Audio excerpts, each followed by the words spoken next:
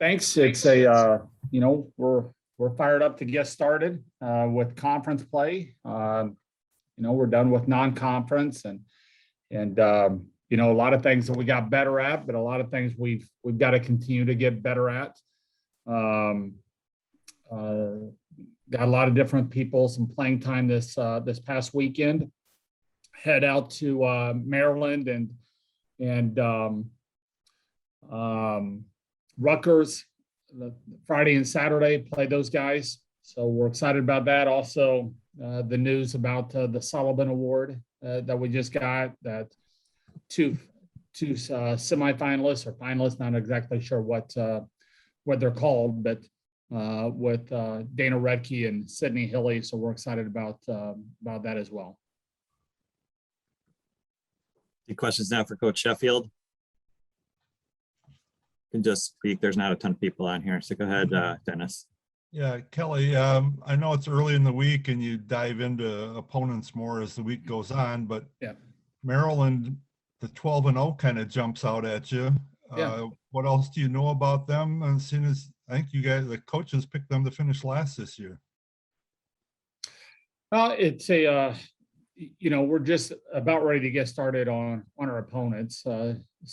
Sunday and early today was a lot more about ourselves and going back and watching the film from ourselves from this previous weekend. But it's certainly been a good start for those guys, and being undefeated is not an easy thing to do, no matter who you're playing. And it's especially after they had quite a few people that either graduated or decided to take their extra year somewhere else. They've lost some pretty good pieces from last year. So it's a great start for both them and Rutgers. Saw a little bit of Rutgers in a match earlier that was on TV, and that I think both programs have had a good non-conference schedule.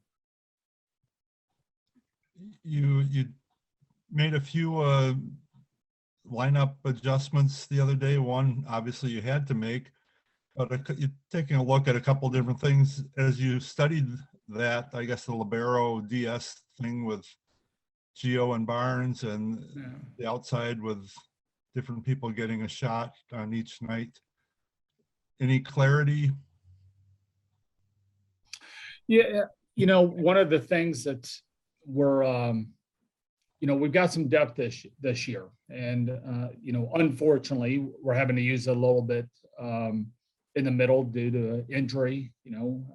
With Danielle getting hurt last week, and but we're excited about the potential of Anna. Anna Smrek has a lot of talent and hit for a pretty good percentage this weekend. A lot more areas for her to grow. We've got a lot of depth in the backcourt. We feel like with Gio or with Lauren, we're in good shape in the libero position, no matter who we have out there. In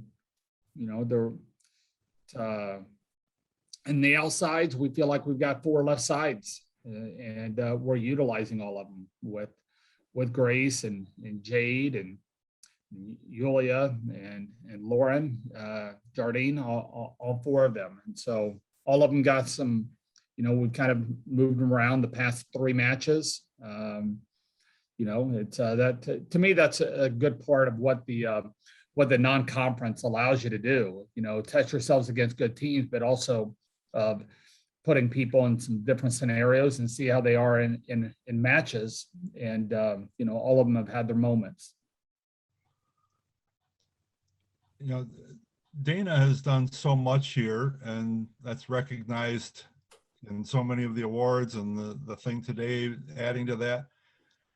And yet she seemed like she might be headed towards even another level this year, which seems hard to imagine. But what are you seeing in her so far through the early first phase of your season?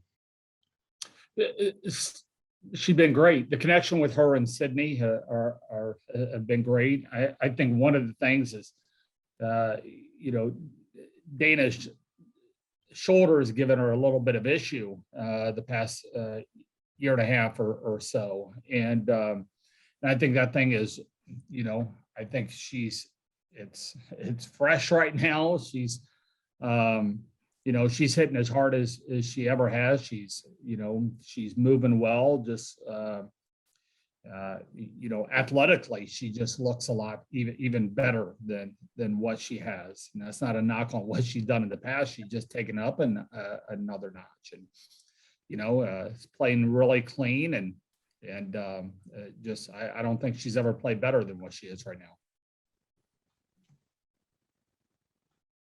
So Kelly, can you talk a little bit about just having Yulia Orjol back into the lineup and what she was able to do, both serving, defense, and offensively?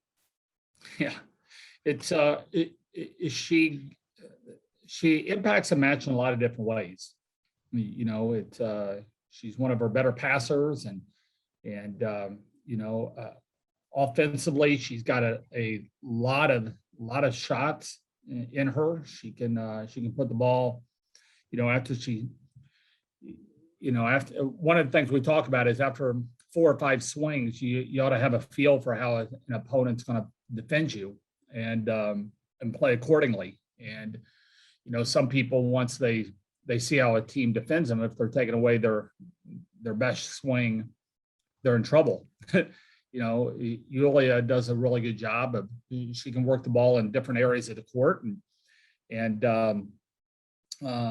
that's a strength of hers. That serve is coming at you so fast. It's which is great. I mean, that thing's on you from leaving her hand to get on the passer's platform in about 0.6 seconds. And so that's another thing that you've got to prepare for. But more than just her skill is just the kid loves the battle. She loves to be in big moments and doesn't shrink. Just has a tough mindset out there on the court, which is contagious. And Kelly, can you talk a little bit about the Sullivan Award, what it means to the program to have 2 nominees? And then I don't know if you looked at the list of some of those other people, how impressive it is that Dana and Sydney are among those lists of Olympians and national champions and things like that. Yeah, well, the list is always impressive. Every year that I look at it, it's just, it's the best amateur athletes and regardless of sport in the country. And so, you're always going to get a bunch of Olympians and all over, and, accomplished players. And certainly this is a who's who list of people.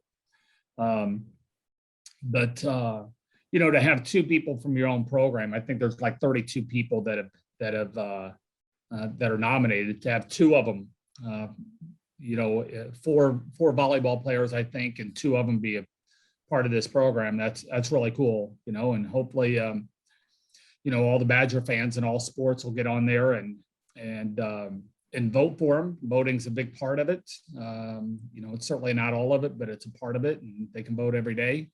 Hopefully a lot of Badger fans will do it. Lauren Carlini winning it a few years ago was certainly a huge honor for her and in our program and athletic department. And, and I know Dana was nominated last year, and,